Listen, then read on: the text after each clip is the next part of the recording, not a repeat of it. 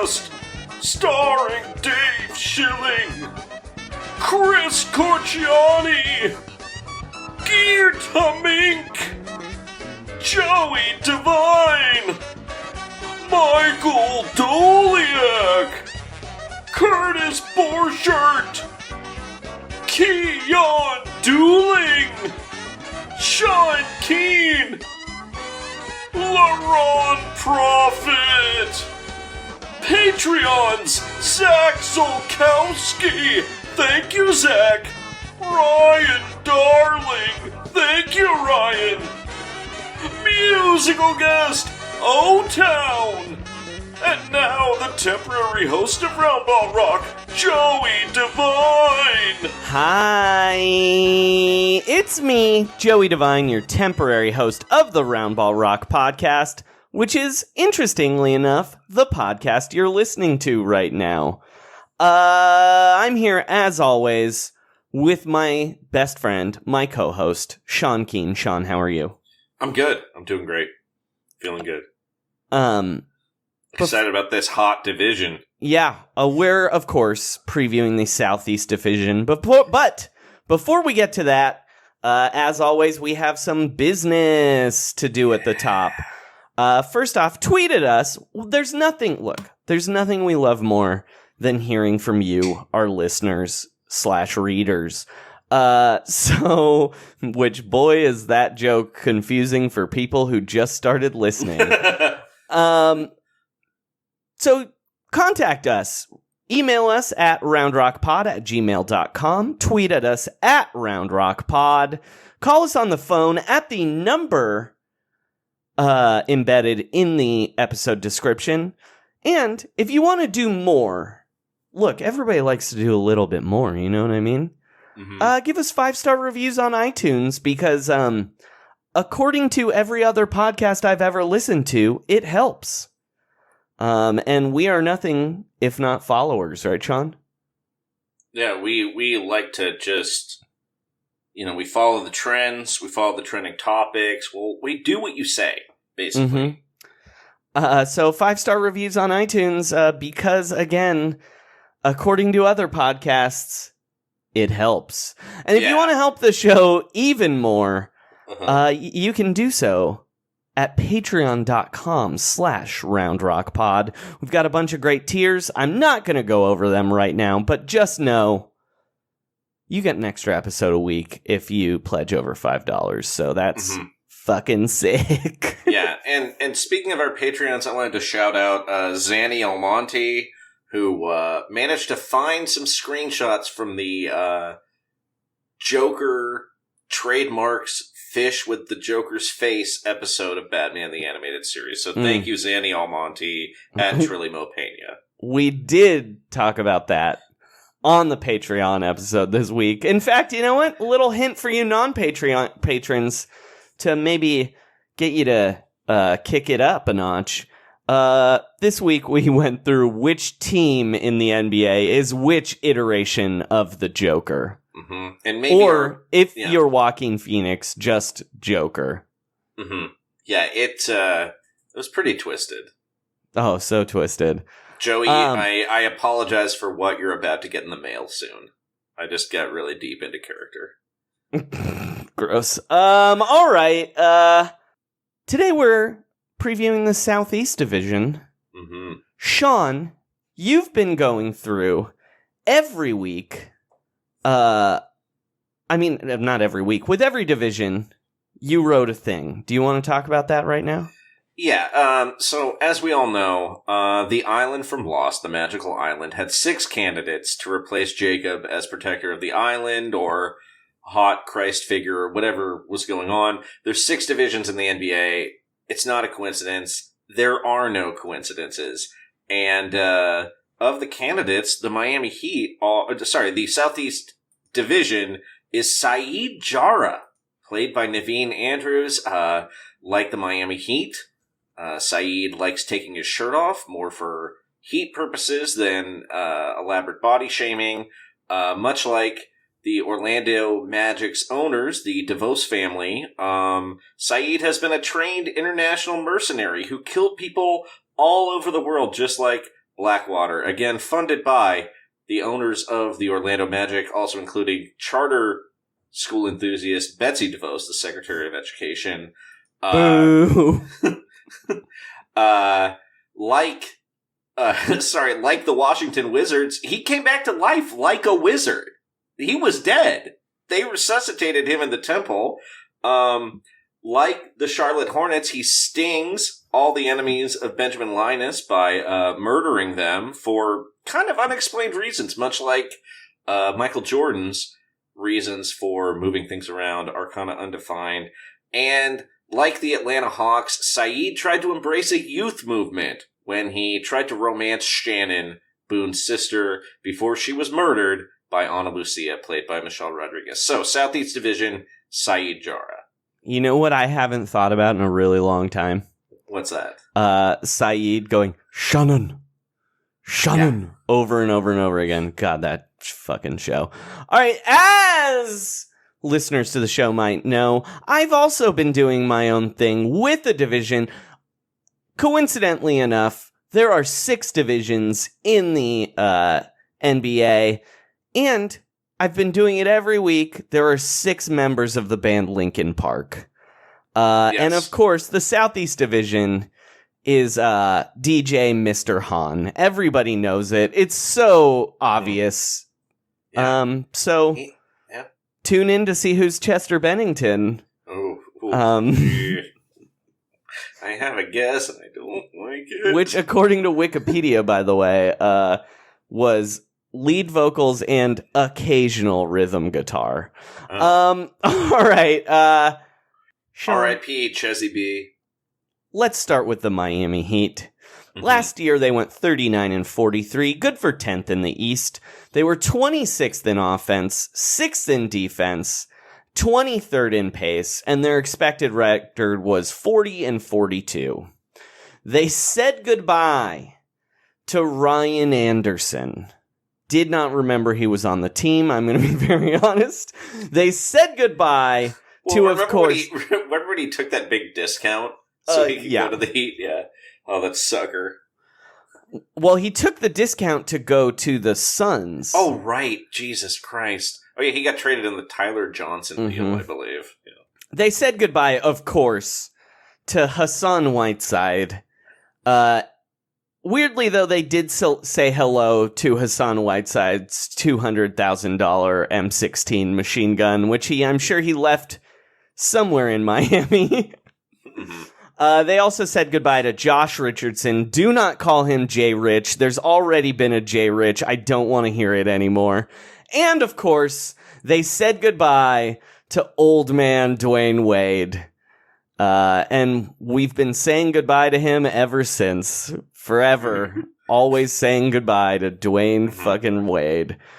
Joey and I are going to trade shirts after this podcast, though. They said hello to rookies Tyler Hero and a man named KZ Okpala, who I can guarantee will never play any significant minutes in the NBA because his name is KZ Okpala. They also said hello to Davon Reed, Daryl Macon, Myers Leonard, man, Kelly Olynyk. There's a new white guy in town, and he has a much better body.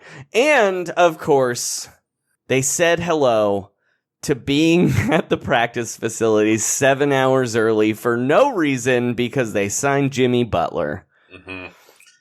He's on the Mark Wahlberg schedule, baby. Sean, my first question. Dwayne Wade was 4th on this team in minutes last year. He took 25 shots per 100 possessions. Easily the highest rate on the team, despite being 13th in true shooting percentage. Are the Heat going to be way better simply because Dwayne Wade's not on the team anymore? The short answer is yes. Basically, because they decided to let Dwayne Wade have a retirement tour, they probably cost themselves not only the playoffs, but probably the 7 seed or the 6 seed. He was shooting more frequently than Kevin Durant last year. Well, that's because of Steve Kerr's dog shit system that doesn't ever win anything, that you have to throw in the garbage immediately. Yeah, he shot about as much as Klay Thompson. He did not shoot quite as frequently as Steph Curry, but and he just wasn't very good last year, and he played so much. This affected my this was one of the top 6 or 7 teams in the East last year. They just happened to have to hang out with this old dude all year, dragging him down.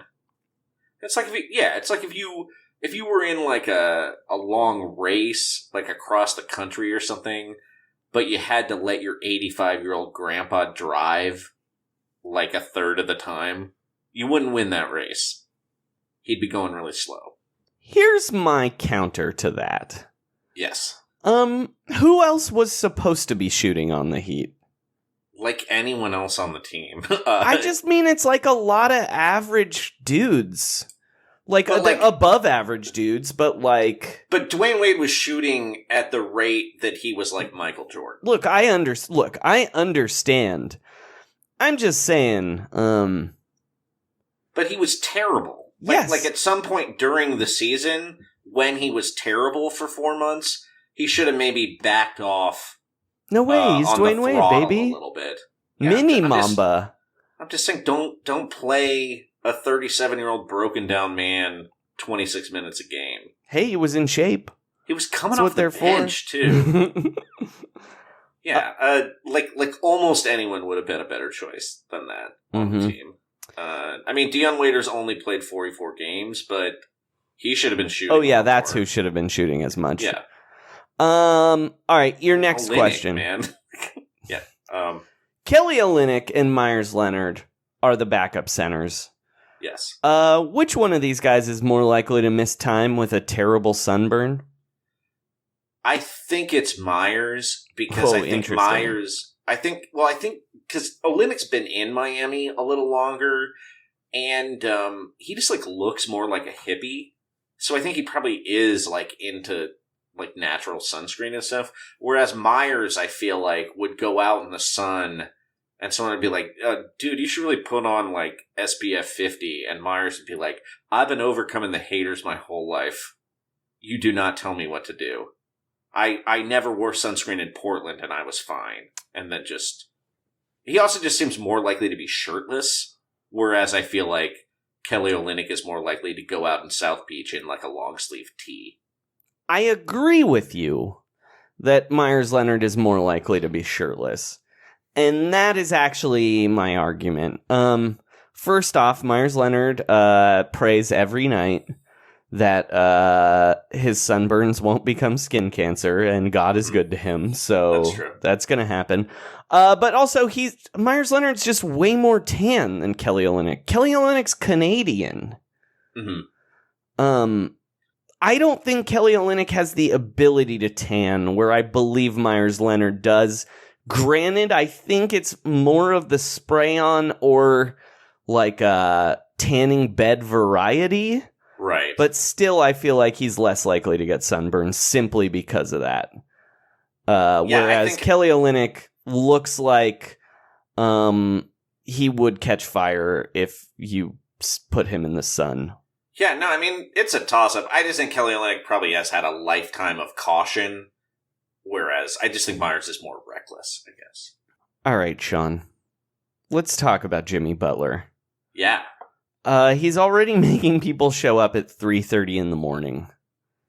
Yes. Last year, he held an entire team hostage. Mm-hmm. Allegedly, maybe, had sex with a teammate's girlfriend. Mm-hmm. Complained about Fortnite. Yeah, although that complaint was, I think, the previous season. Yeah, but yes. it's all tied together. It's all one thing, yes. Yeah. Then went to the Philadelphia 76ers, sidled up with Ben Simmons. Mid-season, talked up Ben Simmons, how he was his guy. Then mid-season realized Ben Simmons was a coward who'd never shoot a three. And then became Joel Embiid's guy. Here's my question. What weird shit is Jimmy Butler going to do once the season starts? I think that some of the weirdness of Jimmy Butler in Miami is going to be countered by Pat Riley also being a psychopath. Mm-hmm. So, there's a certain amount where someone like Scott Layden is just completely blindsided when Jimmy Butler, trespasses into a team practice and starts screaming at everybody. Pat Riley has used that as a motivational technique before, like in the 80s. That being said, I would be very cautious about Dion Waiters. He seems like he seems like exactly the guy that Jimmy Butler is gonna try to get in his head. He's gonna try to either bully him or change him.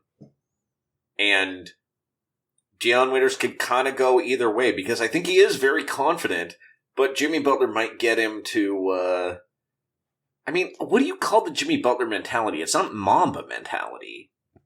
It's like that, it's all tied to that rear view mirror thing. Yeah, that's right. He doesn't have a rear view mirror in his car, because he doesn't even want to think about going backwards. Mm-hmm. And he seems very Mark Wahlberg influenced as well.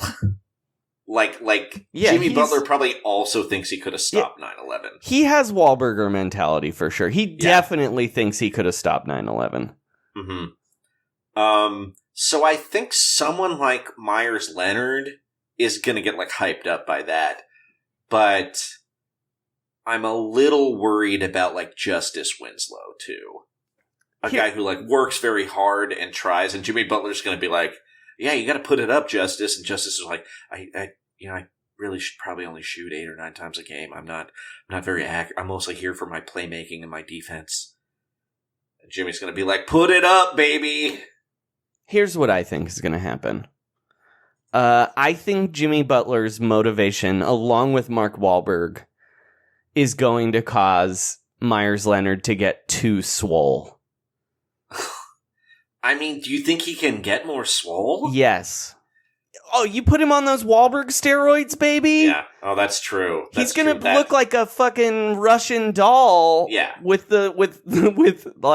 pencils for legs. Because we all know Myers Leonard always skips leg day and just goes straight to chest and arms. Mm-hmm. The only thing I will say about that is I completely agree with you. I just think it, I don't think he's really going to play ever, so I think it's okay. I think he's going to play, because that leads me to our next question. Pat Riley already sent James Johnson home for being too fat. Yes.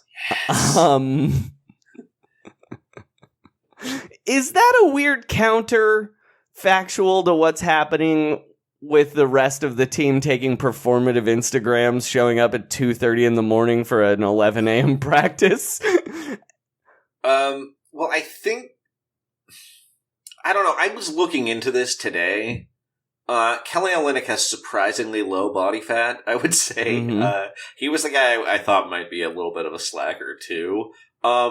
But this has been a constant theme with James Johnson, and I think it's because James Johnson ultimately wants to have an MMA body, and you don't really need to be a lean MMA fighter, don't you also think it might have a little something to do with James Johnson being in his early to mid 30s?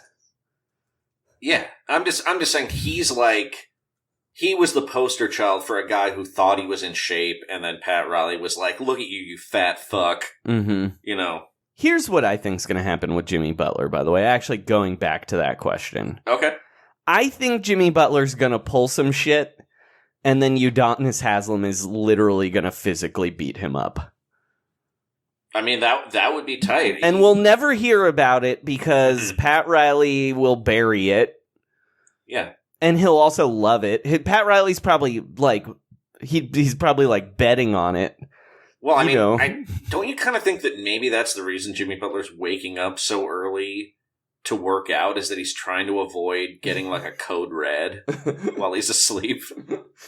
Just getting Udonis Haslem with a bunch of socks with bars of soap in him, just slamming him? Normally I'd say yes, except we're talking about Jimmy Butler, the most performative hard worker ever. Mm-hmm. You know what I mean? Like, has there ever been a more performative, quote-unquote, competitor in the NBA? I mean, I guess Kobe is still not going to pass up Kobe, but... I mean, Russell Westbrook did it with shooting, but not straight up exercising. Russell Westbrook's the key, the like, poster boy for putting up shots 2 hours after the game. Mm-hmm. While the arena staff is like, that's nice. Well, he only did that to avoid talking to the press. Yeah. Kyle Lowry also does that every playoffs, too. Mm-hmm.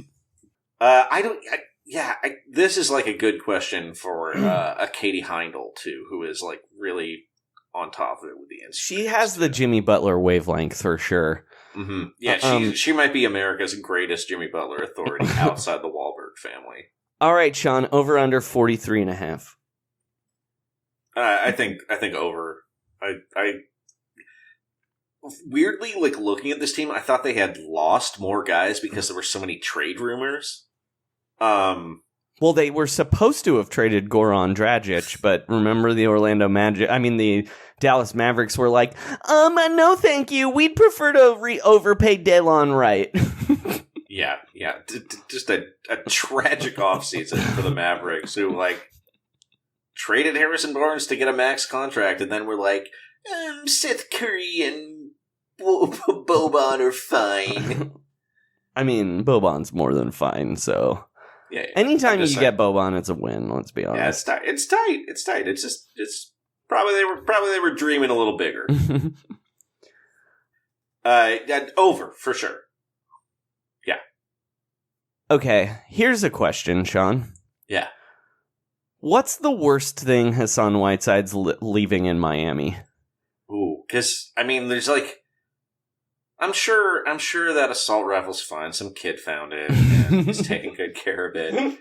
I think it's like a pet he accidentally killed. Like, I don't think Hassan Whiteside is like murdering pets, but I do think he is doing dangerous things to or near pets. I think he murdered that bird on his Snapchat, though. Well, that's what I'm saying. I do think he murdered that bird. I don't think he went out to try to kill a bird, but I think he was like, let me see how hard I can throw this rock at that nest. Like more of a Lenny kind of thing. Because I think Hassan Whiteside is pretty dumb. Well, there's that famous King story about Hassan Whiteside, where one time for like 25 straight minutes in the King's practice facility, there was a one-way mirror that very clearly... It's not like it was a trick one either. Like, it just... you could look out, but not in. And Hassan Whiteside, shirtless, flexed in front of the entire press corps waiting to talk to him. My God. For 20 minutes. So yeah, I think he's pretty dumb. Yeah. I'm gonna take... This seems pretty on the nose to me. Yeah, it's a pretty good number. But you know what? I think they're gonna make a trade. Give me the over. Yeah. That's the other thing, is that this is a real win now team, Joey. Mm-hmm. Oh, the other thing is that I just like Bam a lot, and now he's gonna play like 35 minutes instead of 20 minutes. I think that's going to be great. Not if Myers Leonard has anything to say about that. Yeah, all right. He's not gonna. The Orlando... He has nothing to say about it. He is ballast. The Orlando Magic. Last year they were 42 and 20? Mm-hmm. Oh, 40. Sorry. Yeah, I was going to say that's not correct. They were 42 and 40. Good for 7th in the East. Lost to the world champion Raptors 4-1. 22nd in offense, but 8th in defense, and their expected record was 43 and 39. They said goodbye to Jarrell Martin, Jerian Grant, and poor Timofey Mozgov, who is off wandering the plains in a jersey backwards with his name on it. And they said hello to Al Farouk Aminu. My first question, Sean. This team improved by 17 games last year. Is adding Al-Farouq Aminu to a team of Al-Farouq Aminus going to counter their natural regression? I'm going to say no, Joey. I think it's going to help. I think it'll probably help. He's a good player, but he doesn't really he's not going to help elevate that offense from 22nd in the league, is what I'm saying. No, but he's only replacing Timofey Mozgov. Like, none of those guys played. Yeah, that is true. That is true. He is purely a bonus, and the other guys are missed. I just, I don't know, man. They were a 25-win team a year ago. I think they're going to... Look, I don't think they're going to be very much worse than 42 wins, but I think they're going to be Well, we're going to talk about... Let's not do the over-under yet. I don't want to jump that, but... But don't doubt Steve Clifford. I mean, it's very possible. Here's the thing. Yeah. Based on what happened to the Hornets last year, it's very possible Steve Clifford is just worth 20 wins to the shittiest East teams. But didn't the Hornets have exactly the same record last year as they had the year before? I don't think so. I think they were worse. They were underperforming a lot under him, right? I mean, their expected record, it was a real proto-Jazz thing with them always. Where it was if Tyler Zeller was hurt or Cody Zeller was hurt, they were weird. 8-30 or something like that. Yeah. They won 36 games last year. Sorry, they won 39 games last year. They won 36 games the year before. They won 36 games the year before that. I'm just saying, maybe he just gets you to 42 wins, man. Yeah, that's what I'm saying. I think he's I don't know. We'll get to the specifics later, but look, man, I like Al-Farouq Aminu. It's just, if you were going to pick a team that already seemed to have a lot of Al-Farouq Aminu energy, I would say this would be the one you'd choose, right? Mm-hmm. Oh, for sure. Yeah. A lot of guys who got drafted thinking they were 3s, and then it turned out they were 4s, but now they're probably 5s. Yeah, and it even seems like they have a lot of second rounders that were this guy can play a little bit, and what is he? And it's he's a power forward in college, but we're playing him at the 5. It's just not a lot of wings on this team, Joey. Well, do not make me go through, Sean, how many Orlando Magic records Evan Fournier has again. Oh my God. We did that last year. So do not doubt Evan Fournier's powers, is all I'm saying. They kept statistically the greatest player in Orlando Magic history by counting stats, Nikola Vucevic. Yeah. He's going to own all the records. My next question. Uh-huh. How confident do you feel about Markelle Fultz? Okay, my heart says very, and I'm rooting for him. He looks good in the preseason. But he's not making shots. He's still going to the basket and getting some shots. He still is not making a jump shot. He doesn't look tentative though, which he always did in Philadelphia. No, but I still feel like we have not really seen the resolution to the most important question. I guess someone said they saw him shoot kind of a good free throw. No, he hit That's good. He hit good looking free throws without a hitch in earlier in the preseason. Hey, look. The fact that we're delighted that he was able to make a free throw without spinning the ball in his finger like a Harlem Globetrotter is probably a symbol of the level of expectations we have for this guy. Mm-hmm. Look, I'm hopeful, but no, I'm not confident about him at all. It would fucking rock if he was. It would be great. It would be great, and they'll be really good. He's basically exactly what they need because DJ Augustin is the wheels might be coming off. Is that what you're saying? He's been a lot more durable than I thought compared to his early career. But yeah, like a tiny guard in his early 30s. Mm-hmm. That's not... Who was a backup in his prime. Look, man, you want to cut Augustin's minutes by about 6 minutes a game this year. And Marco Fultz is the only... like they don't really have another point guard. Well, I mean, they can play Fournier a little bit there, I think. I mean, I guess. Lineup. I mean, he's also not very good. Hey, don't make me read you Orlando Magic. He's better than Penny Hardaway, according to the Orlando Magic counting stats, baby. Well, you know what? You're, better than him now, right? Slightly.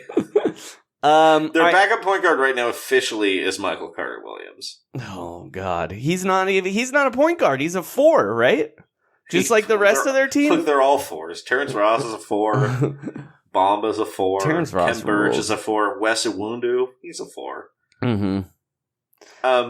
I think I think they might struggle a little to score. Sure, I think their defense is gonna fucking rule though.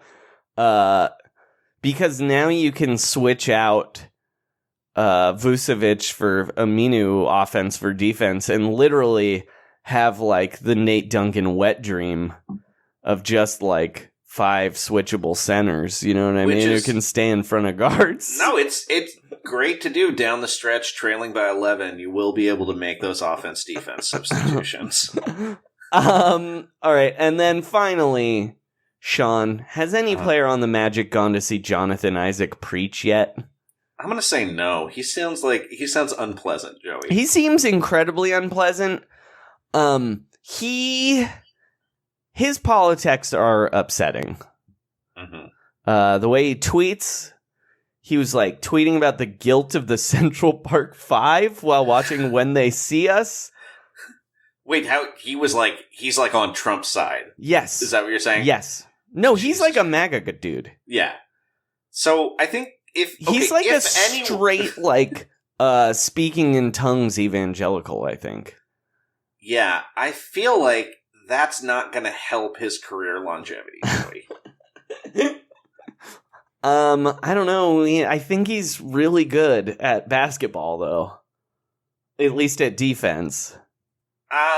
He's probably really good at defense. He seems impressive. He does not seem very good at offense, though, I would say. And he's very young. He had the second best advanced defense metrics among real guys who played a lot. I guess Bombas were really good, though, weirdly. Mm-hmm. I mean, not weirdly. He seems awesome, too. Bomba's been good in the preseason, too, actually.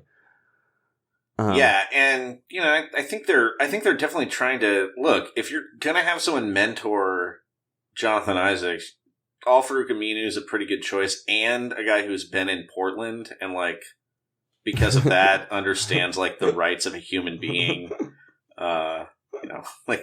Doesn't see the earth as just a disposable source of resources for God's chosen people. Mm-hmm. So that's good, right?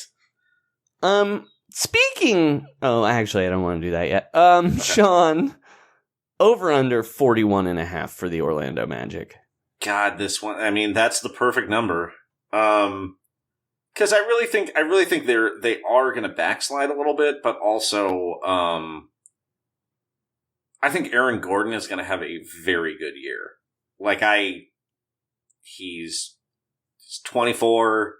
had a pretty good year last year. This could be the only thing that might hold him back is the fact that there's 9 other power forwards on the roster, Joey. That might hurt a little bit. I'm saying under, just because I kind of don't really believe in the team. I still kind of think they're going to win 41 games, but I'm gonna pick a slight under here. I'm taking the over. I think they're winning this division. I mean they could probably do that with 43 wins. I think it's going to be 44. I think this is a 44 win team. Yeah, I hate their offense, man. It is a pretty low over-under, though. All they have to do is be above 500 to get this. Mhm. I wouldn't bet this, but I'm still picking the under because What if you could tease this with another number you like and get it down to 40? that would be... Yeah, then I would go over for sure. Yeah. I mean, I think they're going to win 41 games. I just think they're the most sort of surprising and maybe unsustainable improvement last year. Mm-hmm. Although I've still heard people say that if they were paying Mo Bamba less, they would have been a 46-win team. So I might be totally wrong about that. I just think they're going to be a little worse. Well, luckily, Sean, it's fall. So you know what that means. Ooh, it's betting time? It is betting time. How did you know it was betting time, Sean? Is it because our show, Round Ball Rock, is actually sponsored by mybookie.ag? That's the only place I gamble outside of, Wendover, Nevada. Well, luckily you don't live in Wendover, Nevada. Uh-huh. And you can bet on mybookie.ag from the comfort of your own home. Yeah, I do. I placed a football bet on mybookie.ag this weekend. Oh, baby. What did you bet? I bet against the Kansas City Chiefs. Did you win? I did. They were 4.5-point favorites, and they lost the game because they forgot that other teams can run the ball. They're like the anti-Green Rockney. Well, Sean, I was actually looking at some bets on mybookie.ag. Do you want to hear about the Southeast Division?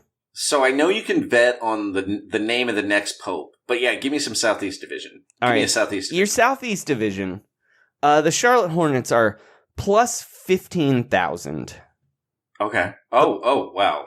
To win the division. To win the division. The Washington Wizards are plus 11,000 to win the division. Uh-huh. So that's if you bet $100 and Bradley Beal goes insane, you win $11,000.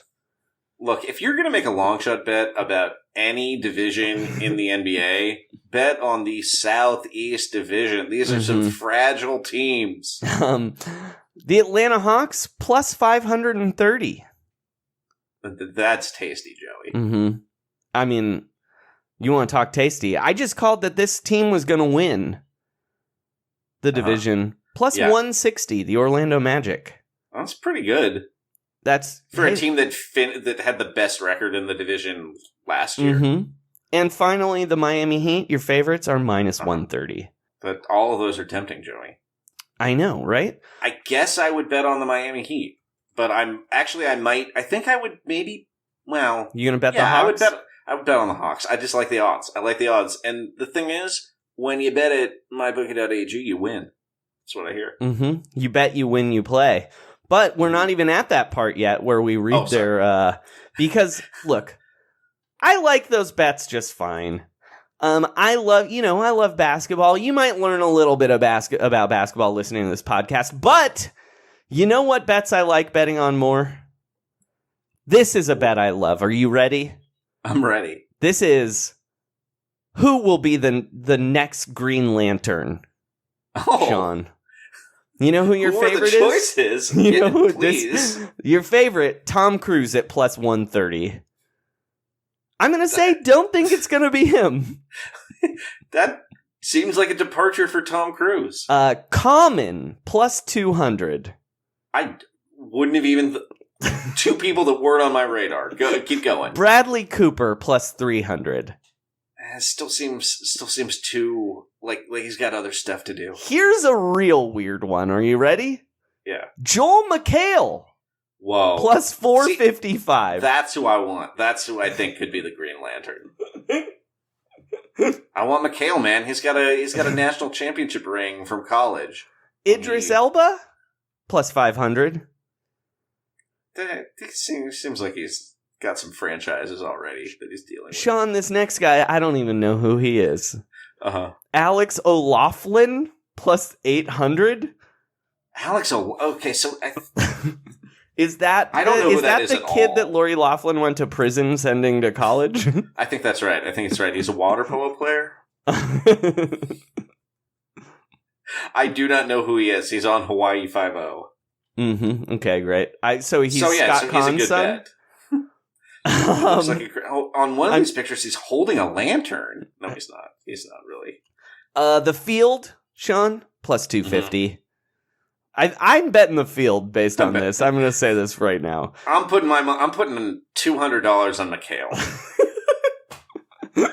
And finally, Jake Gyllenhaal plus 2,000. Mm-hmm. And Army Hammer plus 600. See, I like that Army Hammer bet too. You know what? MyBookie.ag, if you're listening, I would like you to add a bet for Round Ball Rock. That's in this same vein.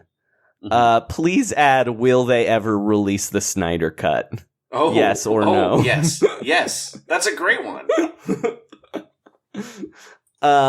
And you know what? I'd bet yes. And you know what? For Round Ball Rock fans, well, this is the longest ad ever, but I think it's entertaining.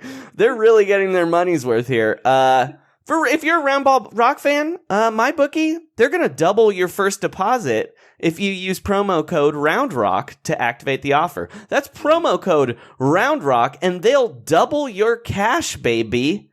Visit mybookie.ag today. You play, you win. You get to play Green Lantern. I mean, get paid. Yeah.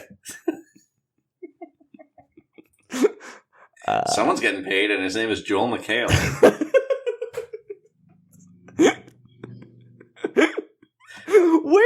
Why is he... Like, every time I'm, like, thinking about it again, I'm like, it's even more perfect than I thought before. All right, Sean. The Atlanta Hawks. Last year, they went 29-53. Good for 12th in the East. They were 23rd in offense, 27th in defense, and first in pace. Their expected record, 27-55. They said goodbye to Kent Bazemore and his Under Armour shoes. They said goodbye to Taurean Prince.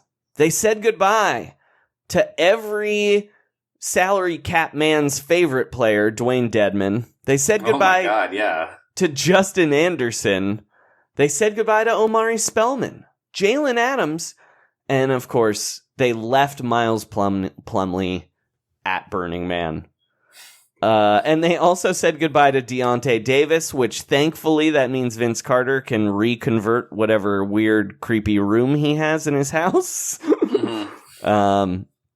But don't worry, Sean. They said hello to a lot of weird guys. Rookies DeAndre Hunter and Cam Reddish. Yeah. Warriors Reclamation Project, Damian Jones. Big party time, Chandler Parsons. Watch out, underage women. They also said hello to Jabari Parker.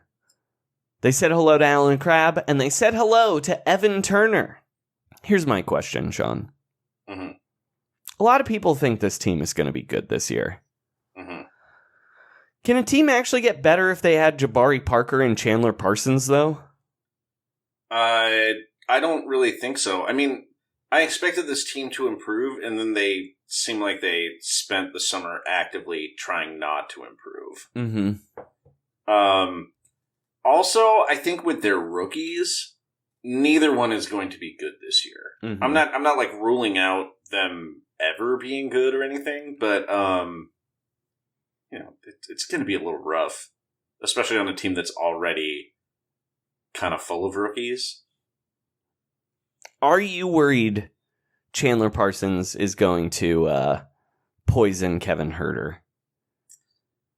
No, man. Chandler Parsons isn't even going to talk to him. He's going to like bully him, maybe, but I don't think he's going to. I don't think he's going to punish him. Chandler Parsons might go to jail this year in Atlanta. You know who's not going to jail though? Jabari Parker. Because he's a Mormon. Yeah. Yeah. But you know what I think is going to happen? What's that? I think Jabari Parker's going to get real fat in Atlanta. Ooh, we hope for this every year. just the delicious food, the access to Bojangles. Yeah, that could really happen with Jabari Parker. I mean, he doesn't have a real ripped body as is. You know what I mean? He was not svelte kind before of a thick the injuries. Guy. Yeah. I'm definitely rooting for him. They gave him a 2-year deal, I think. I'm not really sure. But I looked at him and I was like, right, they traded for him and got like a pick in return. And then I realized, like, no, he was a free agent. Mm-hmm. I mean, I'm sure he's not making $20 million a year, which is what the Bulls the were paying Wizards were paying him. Don't forget. Yeah. 2 for 13 is his deal. 2 for 13. Still seems like too much, man. For a guy that kind of hasn't been good. Yeah. I guess that's... Well, I mean, to me, that's just another reason I'm like, are they playing for 2022 now? I think they are, right?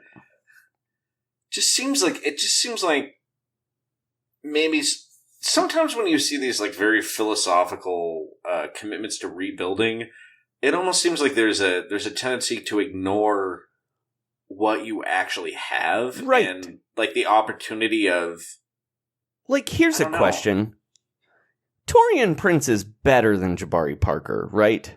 Significantly, right? Yes, and also cheaper. Yeah, well, he's still on his rookie deal. Yeah, you still have and younger. He's cheaper and younger, right? I mean, he looks old. I think he's younger, right? Taurean Prince he's 24. So is Jabari Parker. So he's the same age. And I mean, I guess they were afraid they were going to have to pay him more than $7 million next year, but it's like, who fucking cares, dude? You're paying Chandler Parsons 30 or whatever this year. Taurean Prince shoots threes, he plays defense, and he has cartilage in both of his knees. I think that's a big win for him. Yeah, weird team, man. Vince Carter. Let's talk about him. Yeah. Is he going to follow Deontay Davis wherever he went? I think maybe it's weird that Deontay Davis and Vince Carter have matched up twice. Mm-hmm. I mean, is he going to just legally adopt him? I don't think Deontay Davis went to another team, Joey. Deontay Davis also, if you remember right, was like, I don't want to stay in this weird room in your house you built for me. Mm-hmm. Yes, he was not really that. Vince Carter was trying to kidnap Deontay Davis. And now, maybe he has. Deontay Davis does not have somewhere else to go, so he might have to live in that room now. God, I would love to see the Vince Carter sitcom where he's like, you know, it's mostly about Deontay, but you see Vince like leaving to work and being like, Deontay, you're gonna do your shuttle runs. And he's like, yeah, Dad. And then he leaves and like there's a big bag of popcorn behind the couch. He takes out instead, and the audience is like, oh, Deontay. And then it's like, da-na-na-na-na-na-na. But they can't afford the full old-time rock and roll, so it's just like the piano part slightly changed, and then he slides out in sunglasses and a dress shirt. But that's every episode.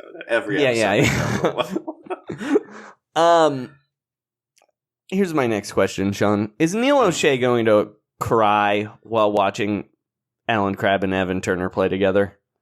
Yes, he is. He's also going to be fully hard as that's happening. Let's talk about Alex Len. Yeah. Alex Len was good last year. Is this the Hawks having an excellent development system, or is this some real, like, Don Nelson Warriors era shit where it's like, not even Don Nelson really, where it's like Brian Cardinal all of a sudden is good at basketball. You know what I mean? Mm-hmm. That's what it very much reminds me of just these like kind of like, oh, it turns out Kalena Azubuike can play. They're like, oh, we found this guy Reggie Williams. But it turns out when you play the fastest team in the league, everybody's numbers look pretty good. Mm-hmm. Now, granted, I do think that you get a unique amount of upside when you get someone from the Phoenix Suns, because Alex Len, there was some point where they were asking him what was different, and he was like, well, they taught me to set a screen correctly. That was important my 5th year in the NBA. Well, and look, I'm clowning on the Hawks a little. I don't really understand this offseason, but I love Trae Young. I love Lloyd Pierce. Lloyd Pierce, like, is the coach that people think Brad Stevens is. You know what I mean? Really? Yeah. What? I don't know very much about Lloyd Pierce, Joey. Lloyd Pierce fucking rules, dude. He makes really good out of bounds plays, and everyone likes him. But guess what? He's not white, so not a genius. You know, very classic idiot. Fire him. Very, very classic media shit there, where you know. I don't know, like somebody white whipping coaches Doc are Rivers geniuses for 5 straight years. Yeah, before exactly. He wins an NBA title. Okay. I get what you're saying. Yeah, Lloyd Pierce is cool as hell. Trae Young is cool, and you know me, I love Red Velvet, man. Well, the other thing about Trae Young is, he basically, they say like, oh, this rookie, was improved throughout the season. Trae Young in the last 20 games was like scoring like 26 points a game or something like that. Like, kind of monster numbers. He had an eerily similar rookie year to Stephen Curry, I would say. Because Steph Curry fucking sucked his first month in the NBA. Yeah. Okay, so the last 20 games, Trae Young was averaged 25 points, 9 assists, and 5 rebounds. Yeah, he's gonna rule. I guess that's the reason I'm not really down on the team. I'm just kind of frustrated that they seem like they were pushing things back, because this was like a year where they had an extra lottery pick and they sort of just, I don't know, it just didn't seem like they did a lot in the draft. Maybe DeAndre Hunter is better than I think. He should be really good defensively. I just, I don't know. I'm not that into dudes who are like defensive specialists coming out of college. I just think that like they got rid of like all their veterans and replaced them with like notoriously shitty veterans. Well, and they like got a pick for taking Alan Crabb, but they also gave up Taurean Prince, and it's like, isn't Taurean Prince a good example of what you would get with like a Brooklyn Nets caliber pick next year? That's all. It's just like, I think getting first rounders between like 20 and 30 is not all that valuable. Yeah. All right. They're over under, Sean. 33.5. Are they 4 wins better? They should be, but I kind of think they're going to tank. I'm going to go over, though. I think just that he sucks. You can't hold down Trae enough. The straight 35 wins. That's what I'm saying. I was going to take the under. You know what? I'm still going to take the under. I think we're seeing, I think they're like 2 annoying injuries away from being really fucking shitty. You know what I mean? Oh, yeah, like, that's true. That's true. Oh, the other guy that we didn't really even mention is John Collins is their best player. John Collins really fucking all rules. Yeah. I think Trae might be better than him already, but I think he's really good. He's like, his numbers were like young Sean Kemp-like. Well, and he shoots threes. Yeah. And he doesn't really play defense, but he's not like terrible at defense. He's not a great rim protector, but he's mobile and can stay in front of guys. So he should be a power forward. He's just not a center. He's a center, baby. Look at him. He's definitely a power forward. You gotta get your mind out of that. Everyone's a center now, baby. All right. I guess the Warriors playing a 6'4" center for 5 years should disabuse me of that. No, I just think you're. Look, I don't think it's a height thing. I think if you have your center and he can't really stop people at the basket, you should probably play that guy at power forward. That's all. All right, the Washington Wizards. Last year they were 32-50, good for 11th in the East. They were 14th on offense, 28th in defense, and 9th in pace. So Scotty Brooks at least had him running. Mm-hmm. Their expected record was 34-48, but they're the Wizards, so they're always going to be 2 wins worse than everyone thinks they are. Mm-hmm. They said goodbye to so many people, Sean. They said goodbye to Trevor Ariza. Forgot he was even on the team. They said goodbye to Tomas Satoransky. Why? They said goodbye to Dwight Howard. I mean, that's a positive. They said goodbye to Jeff Green. You just do that after a year. They said goodbye to Bobby Portis, even though they traded their second best player for him mid-season last year. They said goodbye to Jabari Parker, and they said goodbye to proud white man Sam Decker. Mm-hmm. They said hello to a lot of people, though. They did. They said hello to rookies Rui Hachimura and Admiral Schofield. Best name in the draft. Is not a boutique whiskey. They said hello to CJ Miles, NBA champion. Kind of. They said hello to Jamario Jones, who I thought retired 6 years ago. They said hello to Chris Chioza. They said hello. This is a good pickup, though, Sean, this next guy. They got Davis Bertans, baby. They did. You know who else they got? Young Davis Bertans, Moritz Wagner. He's like Charmin Davis Bertans. They got Isaac Bonga for free. Mm-hmm. They got Justin Anderson. They signed, and the most confusing point guard rotation you could possibly sign. They signed both Ish Smith and Isaiah Thomas. What, did they just sign Isaiah Thomas to keep John Wall company at rehab? I don't know. He's already hurt, though. Yeah, that's what I'm saying. Like, they were like, no, like Isaiah's a good guy. They can do their leg exercises together. Sean, my first question, and clearly the most important question I have about any team in this division. Is this the year Ted Leonsis finally gets Fugazi to reunite? I'm going to say this is not the Wizards team that is going to inspire the boys to get back together, no matter what the ticket price is, no matter what the charity. This would be an insult to Fugazi. Mm-hmm. I was trying to think of what the equivalent band that he could reunite would be. And I'm thinking maybe like Mr. Mister. You know, the band that did Broken Wings. Oh, I'm aware. They won Best New Artist Grammy.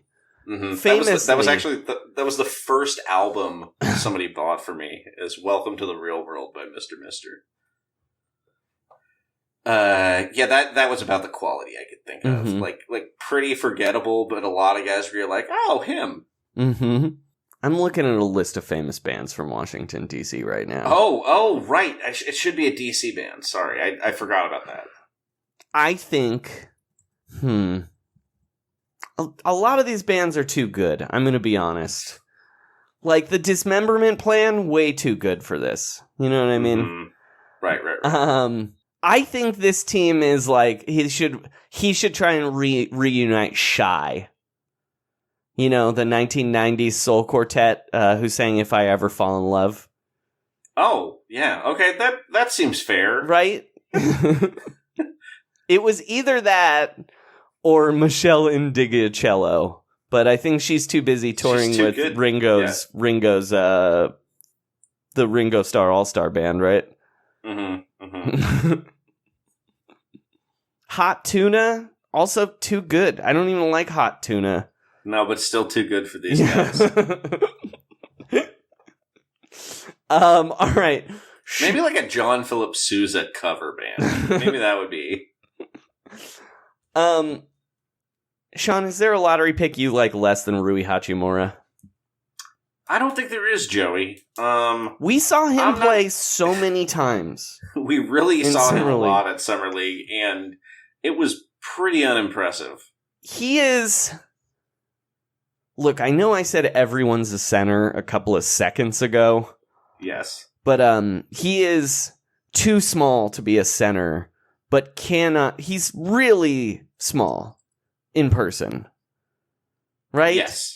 Like, he's a small forward-sized man with, like, Kenneth Farid skills. He reminded me of, like, a very unskilled Antoine Jameson. When he showed up with the Warriors, I was like, oh, I thought he was, like, 2 inches taller.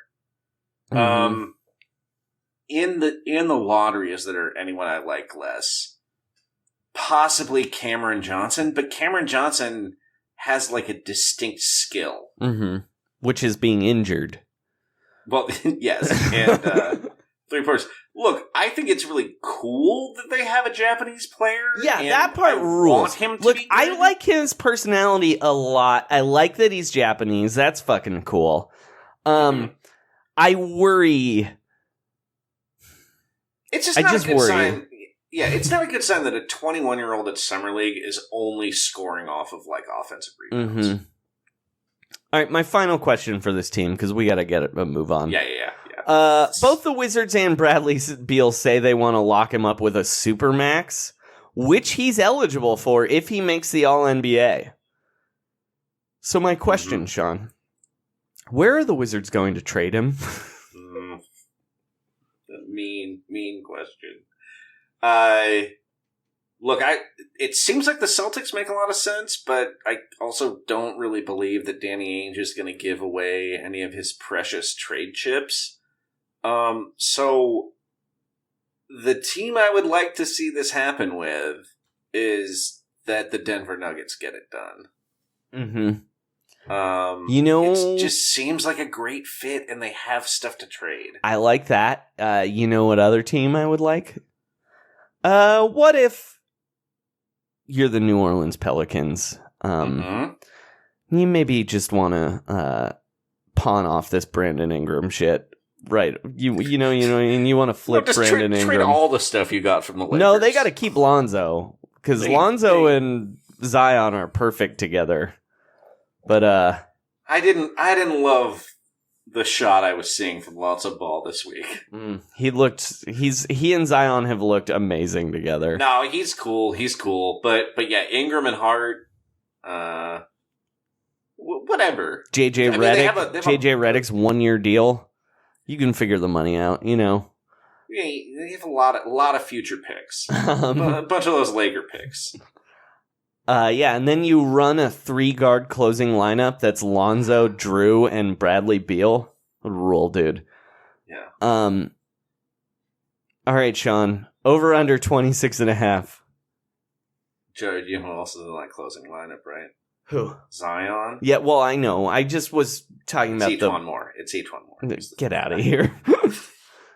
Over under 26.5. That's an under for me. This could be the worst team in the league. Yeah. Because it's just like, the problem is, if Bradley Beal had actually made third-team All-NBA, he would have signed a Supermax. But now there's no path to that. Mm-hmm. Anyway, they could be very bad.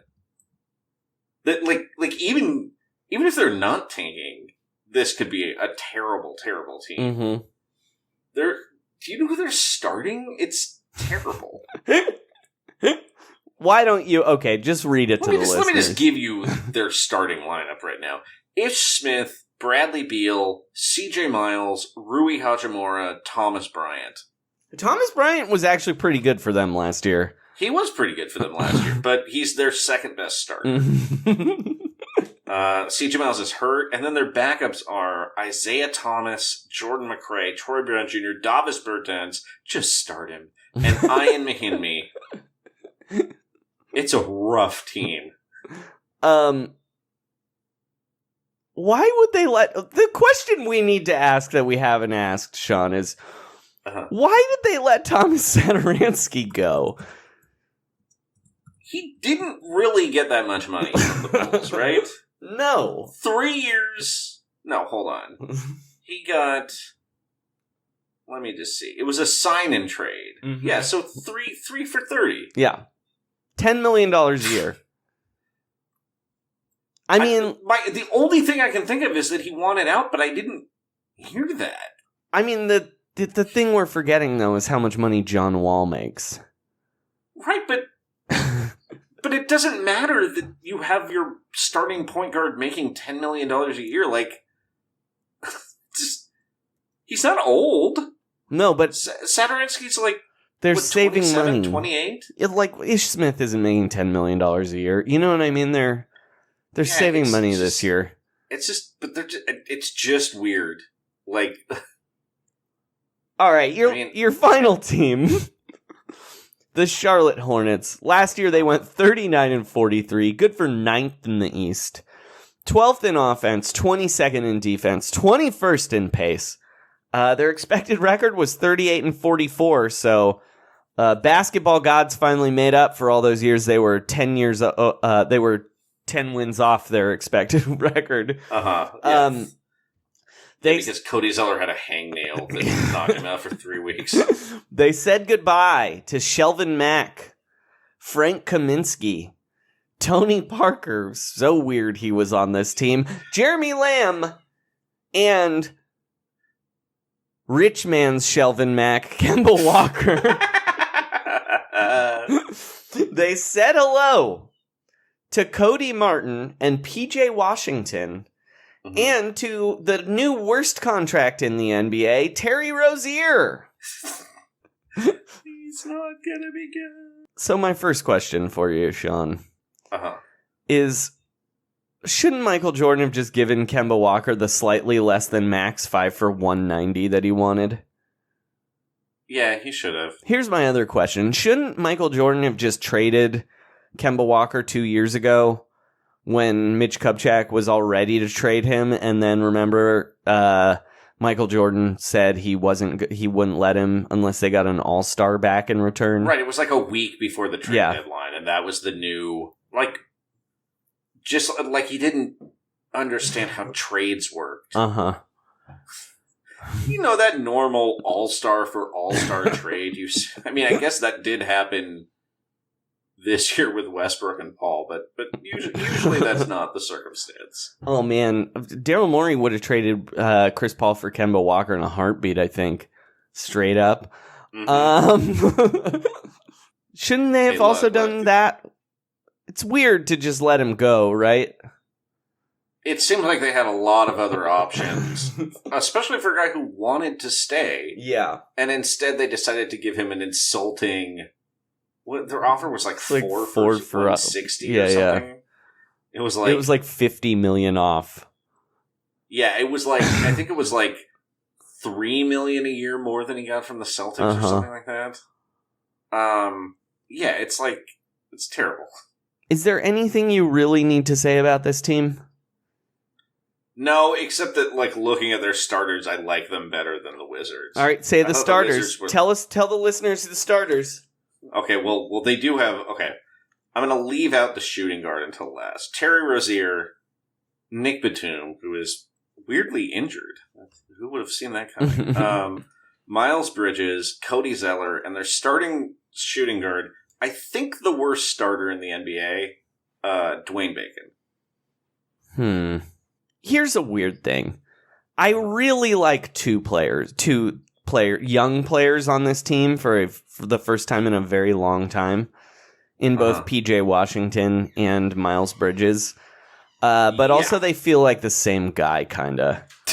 Kind of, yeah. I kind of think that your ideal lineup, you're starting PJ Washington and maybe trying to let Nick Batum survive at shooting guard.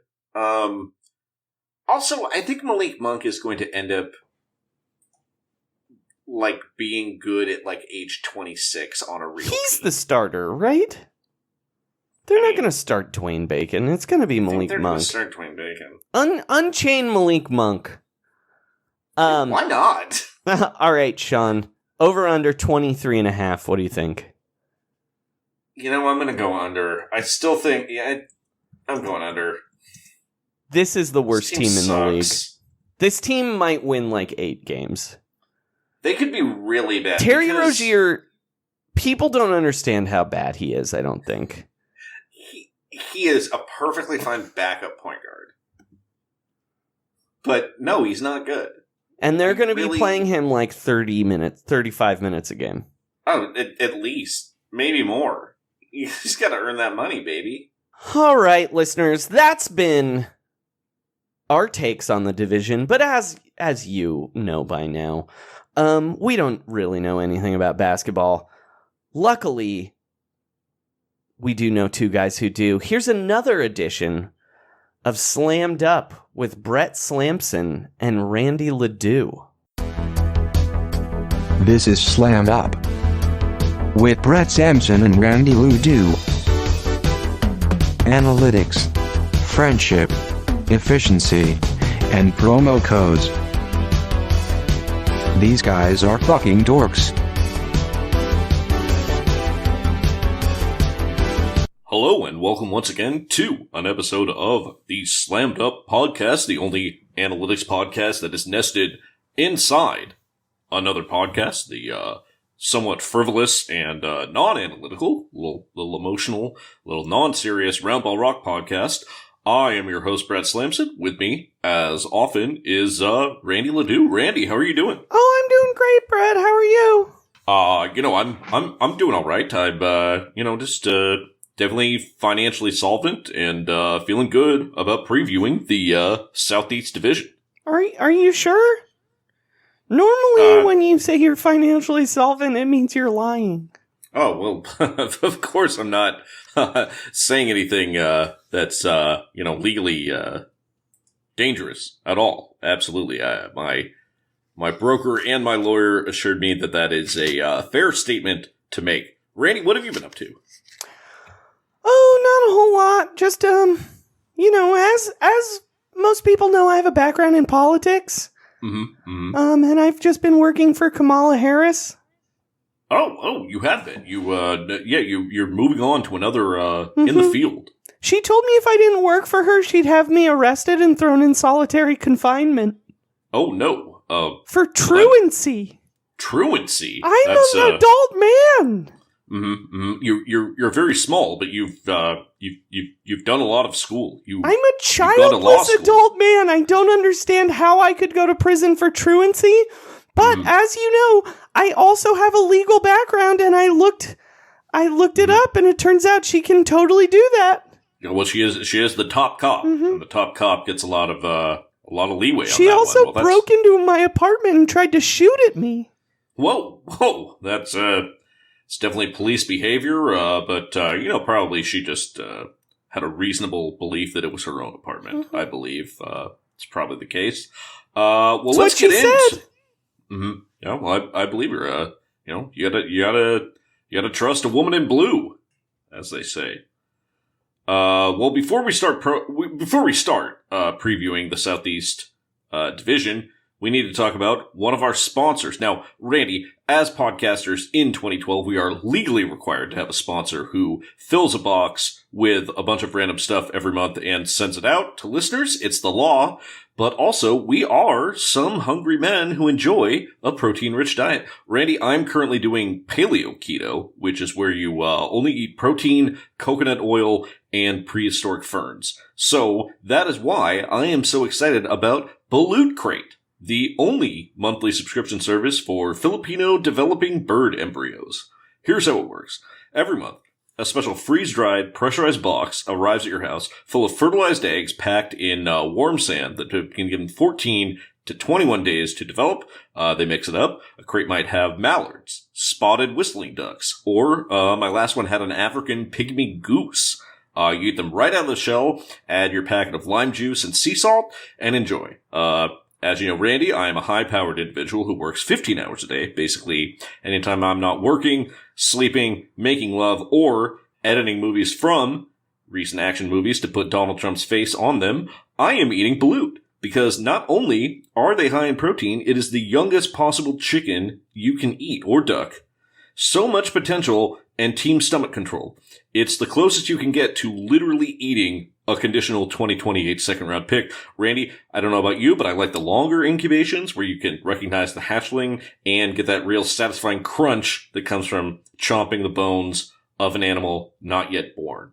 And if the balut is somehow unsatisfying, you can always have the option for a chick swap.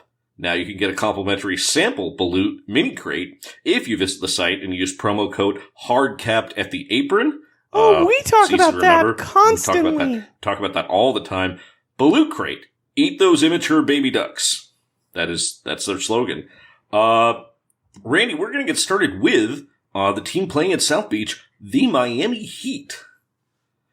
Now, I have to say I'm a big fan of this organization, of Pat Riley. I have actually started adopting Pat Riley's philosophy when it comes to my lovers. I take a before and after photo of all my lovers to encourage them to maintain their body composition, much like Pat Riley does.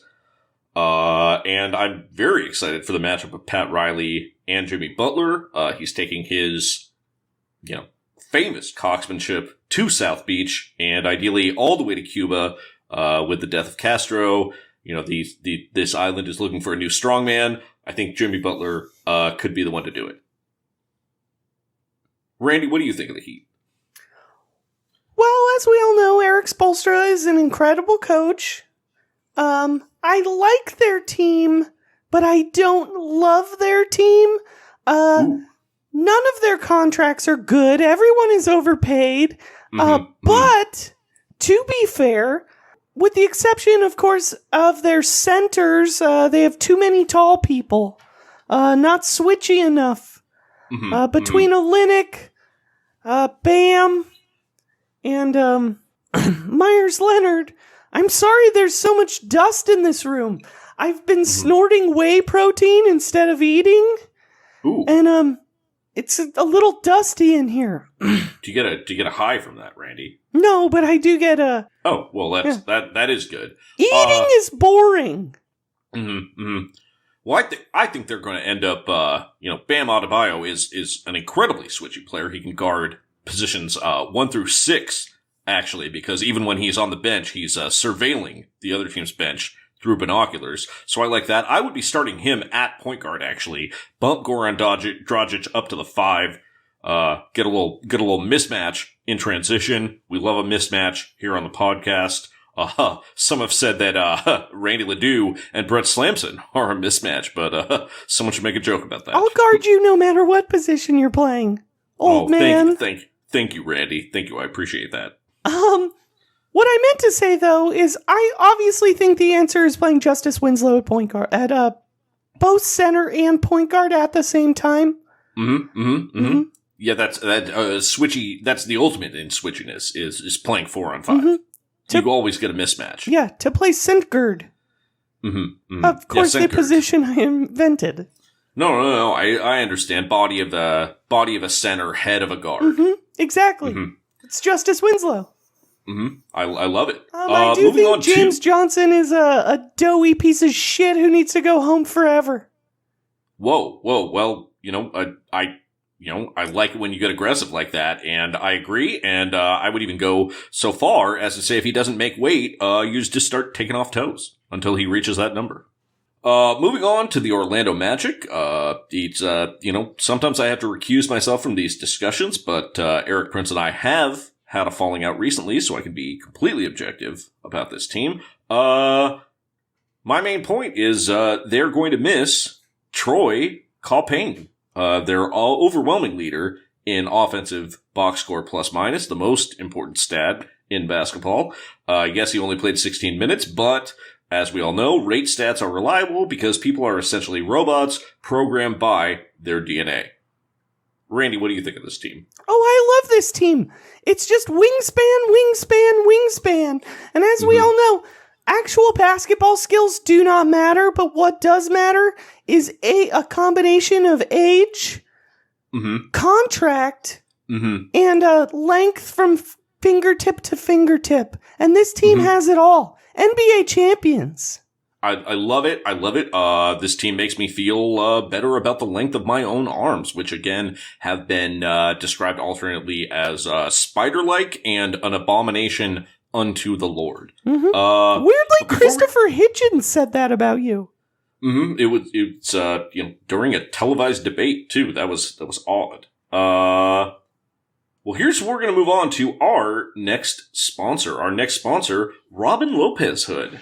Robin Lopez Hood is an investment app that makes it easy to invest from the ease and convenience of your own home. But this isn't one of those risky investments where the vagaries of the stock market might put your investment in danger, which, occasionally happens when you get yourself leveraged very highly into a NBA player's digital investment vehicle before it is ruled illegal by the profoundly unfair powers that be in the NBA, leaving you and your investors highly exposed and possibly facing a devastating cash call. No, Robin Lopez Hood focuses on rock-solid properties, rare comic books, unboxed action figures, put options for Disney stock, replica Hufflepuff wands, a Venom costume full of Tom Hardy's actual sweat, rare coins from the Kingdom of Atlantis, centaur breeders, a lock of Benny the Bull's fur, the list goes on. All investments are personally overseen by both Brooke and Robin Lopez, though Robin's cat, as executor, has the deciding vote. You can get your first month of Robin Lopez Hood for free with promo code CaveatMTOR. That's buyer beware. We talk about it all the time, and it is on every page of our investment prospectus to head off any potential lawsuits. So thank you, Robin Lopez Hood. Moving on. Talk about it all the time. Well, we do talk about CaveatMTOR all the time. I shout it a lot, actually, specifically. People like it when I shout, Randy. It's kind of my trademark. Mm-hmm. We've got the iTunes reviews to prove it. Now all of our iTunes reviews are like 5 stars. I love it when that monster screams at that cute boy. That's what they like, and that's what we delivered to them. All right, moving on. I'm hesitant to discuss this next team. Scares me a little bit to think about them. It's appropriate that we're doing this 2 weeks before Halloween because the Atlanta Hawks have a ghost as their backup small forward, right?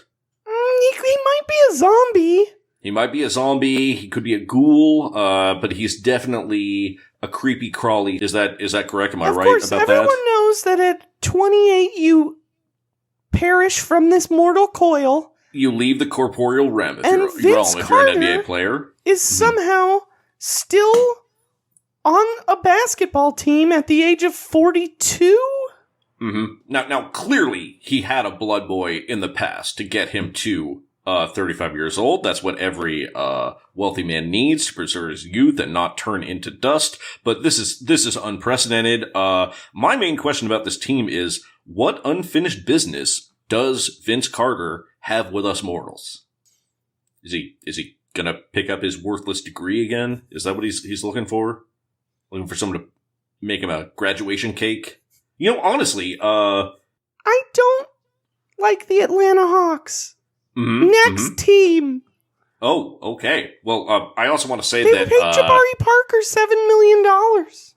Yeah, that's ridiculous. What were they thinking? He's going to be celibate. You can't play with all that building up inside you. Come on. Also, I wanted to tell and reassure investors that Slamson Corp actually took out a $250,000 insurance policy on the dunk contest plane that John Collins accidentally destroyed. So thank you, John Collins, from everyone here at Slamson Corp. All right, our next team is the Washington Wizards at our nation's capital. Can I ask you a question about the Hawks, actually? Mm-hmm. You know how we're always being sponsored by the shadiest of companies that have the greatest of companies, like baldness pills? Somebody should help Trae Young out. That's all I'm saying. Oh yeah, well that's Roman. Are you there? Keeps hymns. Somebody help that man. Well, I do know a guy in Uganda who synthesizes almost perfectly 99% pure human testosterone. So hopefully my guy can connect with someone in the Wizards organization. But wait, we were talking about the Hawks. Oh, the Hawks. Yeah. I'm sorry. Well, I meant that my source is the Wizards, who are our next team. Trae Young. Well, we're going to talk about the Washington Wizards. You need to shut your mouth, Randy LeDoux. I am always right and you are always wrong. So our next team is the Washington Wizards. I think there's an obvious thing that they need to do. They need to start running the offense through the NBA's number 2 player in effective field goal percentage, the most important stat in basketball. I'm, of course, talking about Thomas Bryant. Mm-hmm. How was he not first team All-NBA, Randy? I'm not entirely sure. Maybe it's because the team won so few games? Yeah, well, wins and losses, all you're doing is, you're basically just making notches on the cell of your room as you wait for the approach of death. Mm-hmm. You're either the top seed and you're competing for a championship, or you are in ruins on the side of the road, drinking your own urine and trying to stay alive. Thomas Bryant, first team All-NBA center in my book.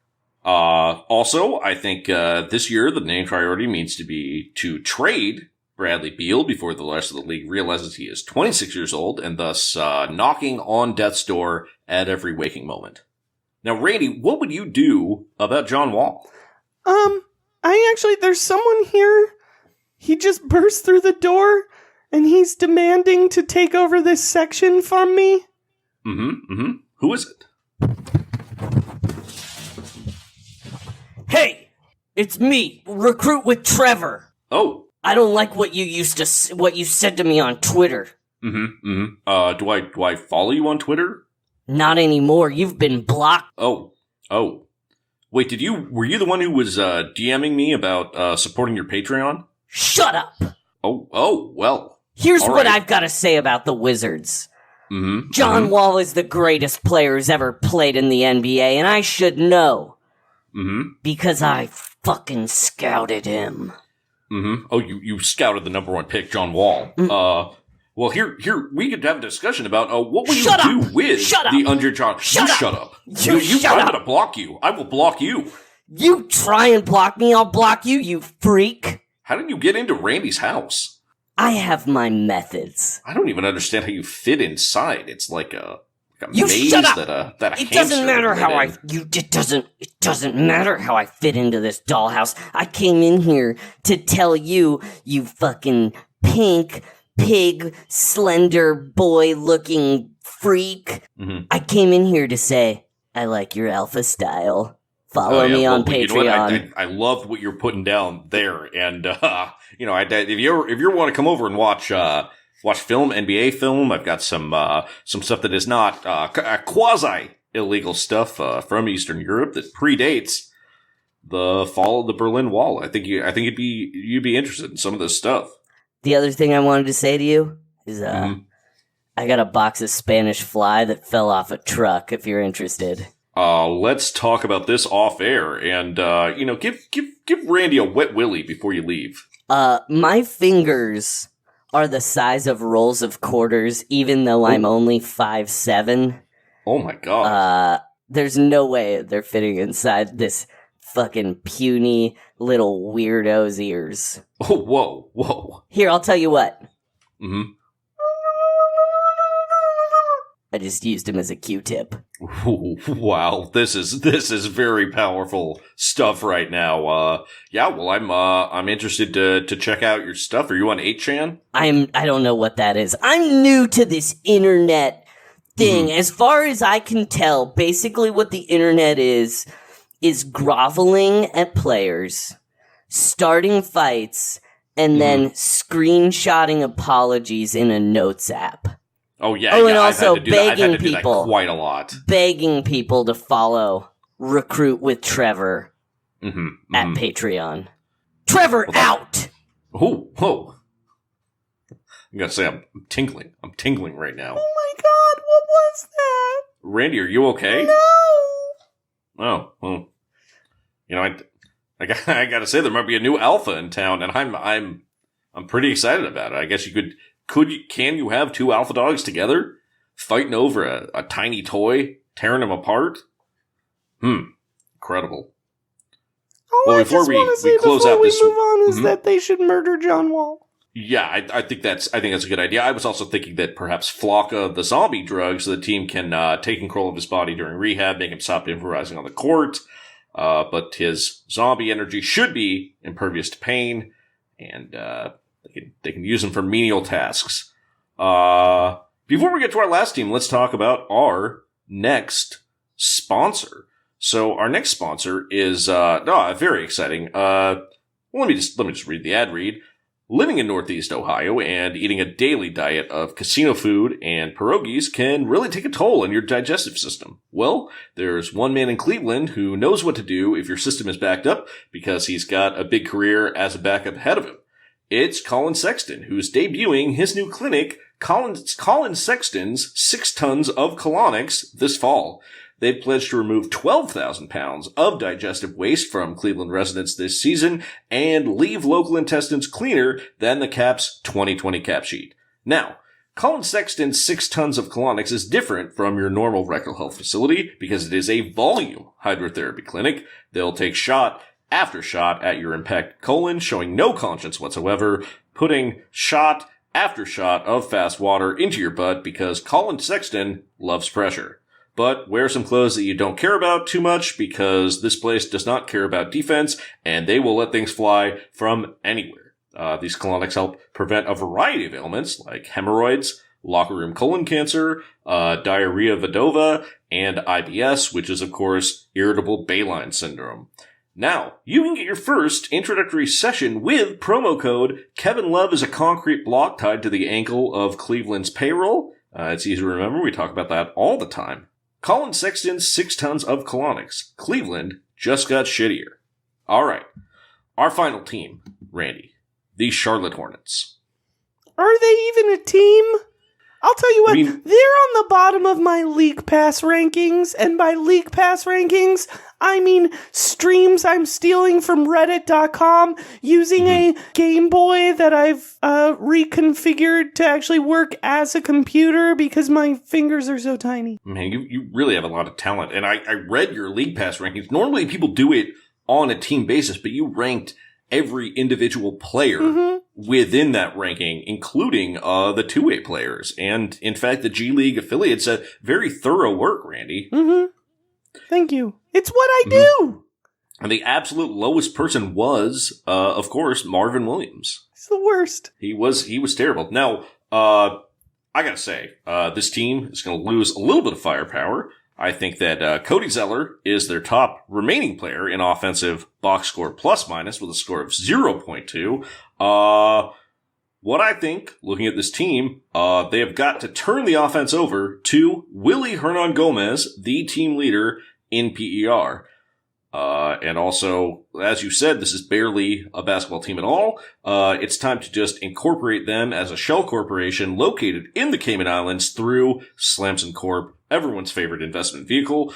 We are still actively soliciting new investors, particularly before Friday morning at 9 a.m. What happens Friday morning at 9 a.m.?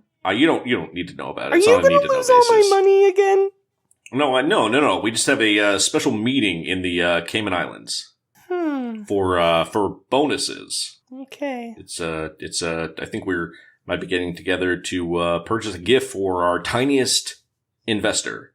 Tiniest physically. Oh, that's me. Largest in terms of money. Yeah, that's me. Oh, I hope it's a good gift. No, it's going to be it's going to be a surprise. I hope it's a shower for this dollhouse so I can wash that weirdo's earwax out of my hair. Yeah, it did. How were his ears? They sounded dirty. They were not good. Not great. Well, that's the end of our Southeast preview. Wait, there's something I want to say about the Hornets. Oh, please. If I were Mitch Kupchak, which, come on. I would. Well, first off, I'd take power of attorney from the Hornets, naming myself as a main beneficiary, burn the arena to the ground, and then bet the insurance money against Michael Jordan in golf. Dose his tequila. Get the pink slip to the team. Be the first owner GM. Randy LeDoux. Oh, incredible. I think this can happen. And in fact, I know a guy who has some Spanish fly that you can incorporate into your poison tequila dosing. I think you'll like this guy, Randy, once you get to know him and understand that when he gets mad, it's because he cares too much. That's really the reason. I think you guys are going to be good friends. All right, well, that's it for our Southeast Division preview. Randy, what are you going to be up to the rest of this week? have a meeting with... I don't even want to talk about him.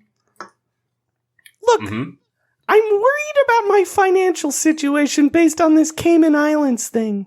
No. It's great. It's a wonderful situation. It's a little fluid right now, but... So I'm taking a 1-week contract with that billionaire guy that was on the debates tonight, whose name I don't even know. Oh, Tom Steyer. Yeah. I I like don't his even know attitude. his name. I just look at him and Buy your way dollar into signs everything. pop That's out. my motto.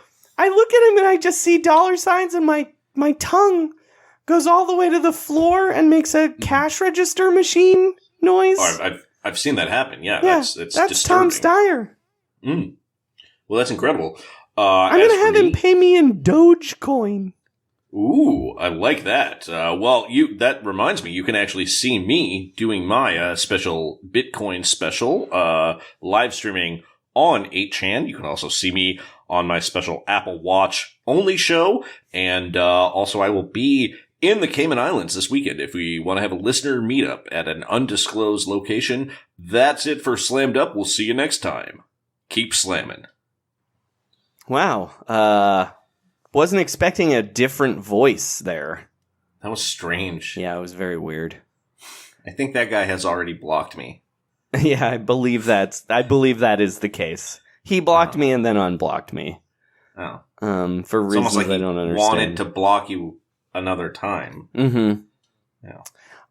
Sean, is there anything you want to plug? The big thing on Yardburger this week with 100 predictions for the NBA season. Wow. Yeah. How many of them did you half-ass because you needed to get to 100, would you say? What? Zero? Yeah. Zero. I know it because you're smart and you're good at writing. I actually only had to do 50. So it was easy. It was easy to devote my whole ass to the project. As for me, please listen to me on the Who Cares About the Rock Hall podcast this week, talking about the Rock and Roll Hall of Fame nominees. I think it's really funny and really fun. And as always, you can follow me on Twitter at Frankie Muniz, where on 3/21/14 I tweeted, "Think I broke my toe while blacklight scorpion hunting in my backyard.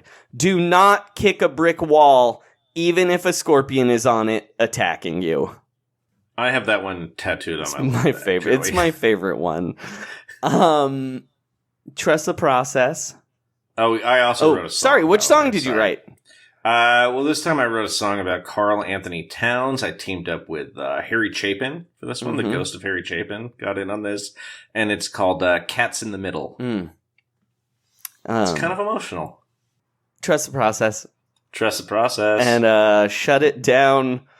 Let's get on to a better division, man. This one's a bummer. They suck.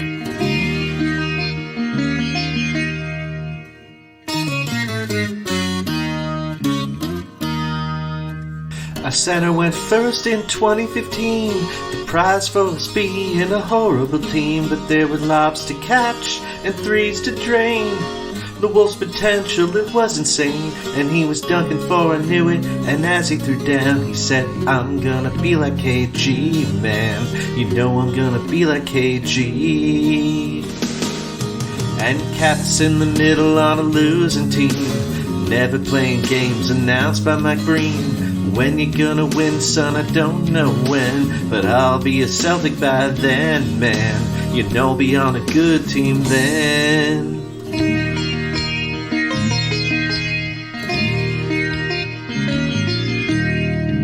You won Rookie of the Year just the other day. That's 2 in a row. Andrew Wiggins can play. Will Wiggins try on defense? He said, not today. He shook the owner's hand, who said, that's okay. Then he let his man shoot a wide open three. Cat said, I'm gonna be like KG, yeah.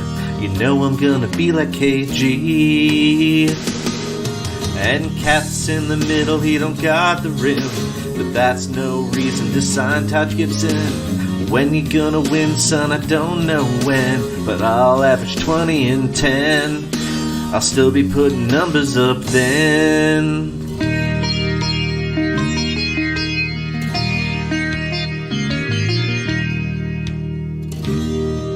Well, he met Coach Tibbs just the other day. Played him 46 minutes every day. I said, I'm proud of you. Can you get a day off?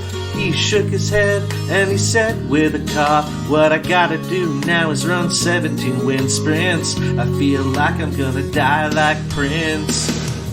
And Cat's in the middle next to Cole Aldridge. Thibodeau's defense refuses to switch.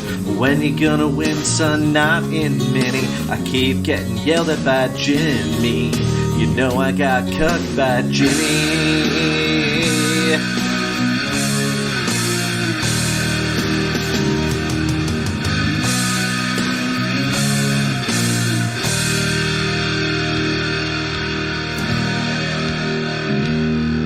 Derrick Rose is gone, Butler's traded away. Cat's trying for a third-team All-NBA. I said I'd like to see you sign a long-term deal. He said I'd like to, man, if we had Bradley Beal. You see, the T-Wolves are bad and Minneapolis is cold. I want to win before I get old. Make the playoffs before I'm too old. And as I looked at his stats, it occurred to me he turned out just like KG, leaving town just like KG. And Cat's in the middle on a losing team, never playing games announced by Mike Breen. When you gonna win, son? I don't know when, but I'll be a Celtic by then, man. You know I'll be on a good team then. And Cat's in the middle next to Cole Aldridge. Thibodeau's defense refuses to switch. When you gonna win, son? Not in many. I keep getting yelled at by Jimmy. You know I got cucked by Jimmy.